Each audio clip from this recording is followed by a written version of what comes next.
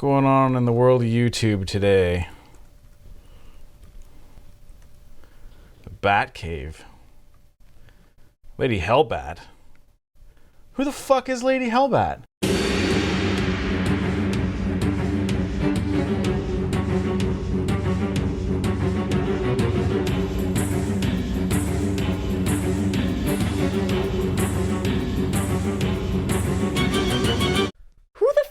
Is Lady Hellbat? Why does she have a YouTube channel and why should I watch it? I am going to try and answer some of those questions today, guys. I've recorded several videos now, but I've never really taken the opportunity to introduce myself and let you get to know me a little bit, so that's what this episode is going to try to accomplish.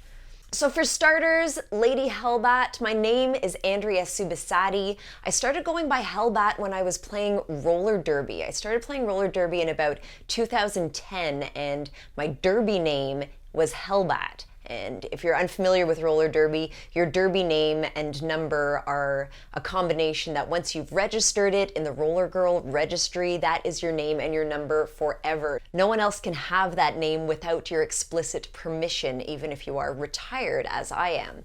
But when I was playing, I was skating with the Gore Roller Girls, and I was known as Hellbat. And when I first moved to Toronto, I was on the Rue Morgue podcast as a guest, and the host, Stuart Feedback Andrews, thought it was really cool that I played roller derby, and so he referred to me as Hellbat.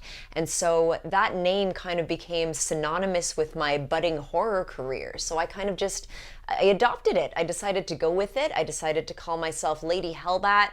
It's a lot easier to remember than Andrea Subisati. It's a whole lot easier to spell if you were to enter it into a Google search. So that's the story behind that. So I actually retired from roller derby following a series of concussions, and I decided that as much fun as I was having in roller skates and fishnets, I had to protect my brain. So I focused my attention on work I was doing in horror. I graduated with a master's degree in sociology, and I wrote my master's thesis on zombies, which was eventually published into a book called When There's No More Room in Hell, The Sociology of the Living Dead. Now, I'll provide a link to the book below, and I'm not telling you not to buy it, but don't buy it. It's a very academic book. It's an academic publisher, so it's super expensive, and it is my thesis, the way I submitted it to a committee. There's a lot of theory, there's a lot of big words that I don't even remember what they mean anymore. Now, around that time, I also started writing for Rue Morgue magazine. I wrote some reviews, I wrote a couple of features, and I continued to contribute chapters to different books. In 2012, I contributed a chapter on Hellraiser to a book called The Undead and Theology. And then more recently, I've contributed a chapter on the movie Pontypool to a book on Canadian horror film, and I'll provide links to those below. 2012 was also the year that I launched the Black Museum Lurid Lectures for the Morbidly Curious with my friend and colleague Paul Korup. Now, the Black Museum was a horror lecture series based out of Toronto, Ontario, and what we would do is we would rent out a cinema and we would get different professionals in the horror field to come and do a lecture on a given topic in horror movies. We kicked off in 2012 with Vincenzo Natali, who actually did a lecture on architecture in horror film. It was really, really cool. Following that, we hosted lectures on snuff films, on cults in horror movies, dolls in horror movies, video games in horror movies. We had Alexandra West come in and lecture about found footage and the new French Extremity, and I'm going to talk a little bit more about Alex West in a minute.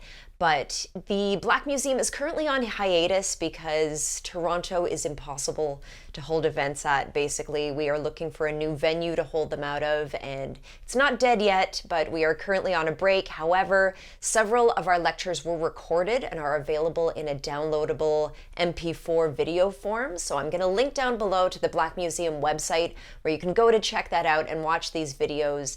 They were recorded and edited by Kevin Burke, who is a budding filmmaker that I'm going to talk about more in an episode real soon, I think. And yeah, if you like TED Talks and you like horror movies, you'll like the Black Museum a lot. Also in 2012, I launched the Faculty of Horror podcast with my friend and fellow horror journalist Alexandra West.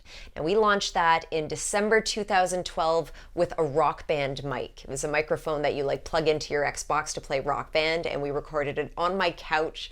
Our first episode was comparing John Carpenter's Halloween with Black Christmas, and it seems like a lifetime ago. It was 3 years ago, and we've been doing it monthly ever since, and we've got a pretty good following.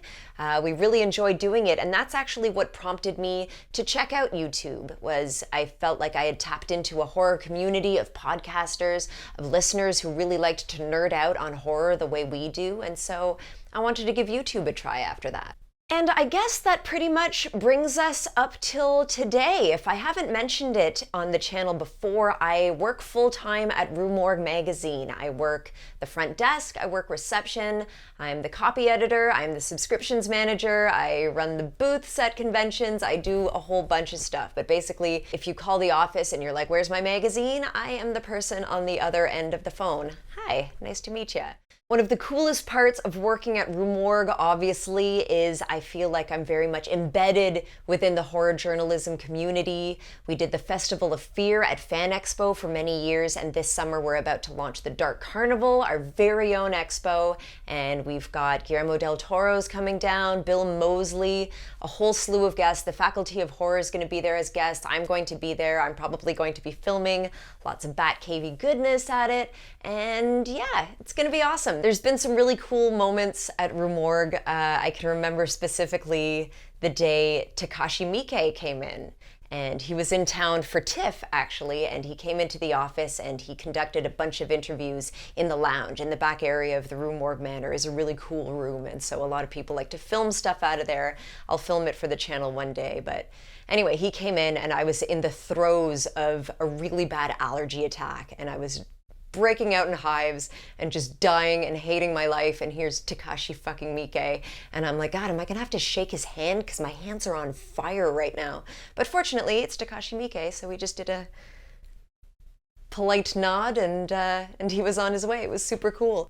And so now here we are in the Batcave, my very own YouTube channel. I put off making a YouTube channel for a variety of reasons for a long time, and I really wish I didn't. I really wish I'd started it sooner because I'm having so much fun.